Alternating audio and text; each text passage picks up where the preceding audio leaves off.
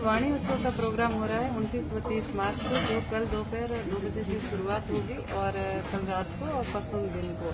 ये दान सिंह जी थे भजन गायक कलाकार, उनकी स्मृति में हर साल होता है और इस साल भी कल से शुरुआत हो रही है। इसमें लगभग 500 से 600 कलाकार आ रहे हैं, अपनी अपनी प्रस्तुति देंगे और ये कलाकार अलग अलग स्टेट से आ रहे हैं, मध्य प्रदेश से आ रहे हैं, गुजरात से आ रहे हैं, पंजाब से आ रहे हैं। तो इस तरीके से जो भजनों का क्रेज है लोगों में बहुत अच्छा है कि वाणी उत्सव का, और साथ ही जो वीणा पे भजन गाते हैं इसके साथ साथ में जो हरजस गायन करती है जो हमारी बहनें, उनका भी है, जिसमें 500 से ज़्यादा बहनें हमारी भाग ले रही हैं।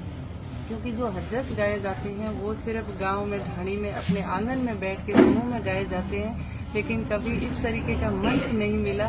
तो इस बार हमने वाणी उत्सव के साथ साथ में हरजस उत्सव भी रखा है, जिसमें हमारी बहनों को भी मौका मिले और ये जो परंपरागत वाणियां जो गाई जाती थी वीणा पे, तो ये धीरे धीरे लुप्त होती जा रही है। तो इनको आगे बढ़ाने का प्रयास हम लोग कर रहे हैं। जिस तरीके से पहले जागरण होती थी, रात को 7 बजे से शुरुआत होती थी, गणेश वंदना, फिर गुरु महिमा, जैसे जैसे रात ढलती थी वैसे वैसे वाणियां गाई जाती थी। सुबह हेलियां, प्रभातियां और सुबह आरती करके होती थी, लेकिन वो चीजें लुप्त होती जा रही है। तो अभी आप देख रहे हैं जिस तरीके से वीणा पे जो भजन कर रहे हैं, छोटे बच्चे भी हैं, बड़े युवा भी है जो पढ़ाई के साथ साथ में भजन सीख रहे हैं। आपने सुना होगा सुरेश जानी करके, तो वो इस तरीके से युवाओं में क्रेज आ रहा है कि हम भी भजन करेंगे, हमें भी अच्छा मंच मिलेगा। और जो बुजुर्ग लोग हैं, 80 साल के हैं, 90 साल के हैं, वो भी अपनी अपनी वाणियों की प्रस्तुति देने में हमेशा अव्वल रहते हैं। और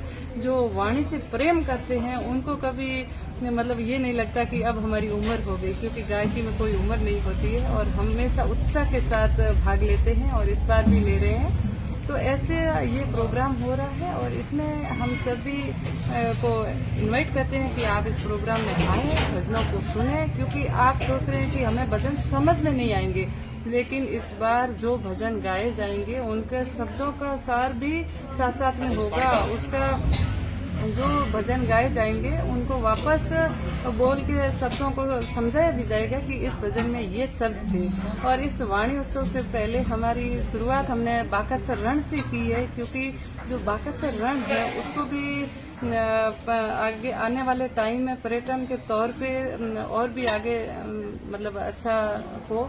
तो इस तरीके से, और साथ साथ में बाकासुर के पास में गिड़ा गांव में जो भजन प्रेमी हैं उनके बीच में भी बहुत भव्य आयोजन हुआ और जो लोगों में उत्साह और क्रेज देखने को मिल रहा है, बहुत ही बढ़िया है। जो वीणा आप देख रहे हैं आज इतनी संख्या में, जब हम गिड़ा गांव में गए तो हम लोगों ने बोला कि हमने कभी एक वीणा तो देखा, लेकिन इतने सारे वीणे नहीं देखे, क्योंकि ये जो कला थी ये भी लुप्त हो रही है और वीणा बनाने वाले लोग हैं वो भी कम हो गए थे। तो जो वीणा बनाने वाले हैं उनको भी रोजगार मिल रहा है और साथ ही जो हमारी गायकी है इसको भी बढ़ावा मिल रहा है, आगे मंच मिल रहा है। क्योंकि जो वीणा बनाने वाले हैं ये हमारे जोधपुर के पास में केतु गांव से हैं और लगभग हम 5 लाख का वीणा अभी कलाकारों को भेंट करेंगे।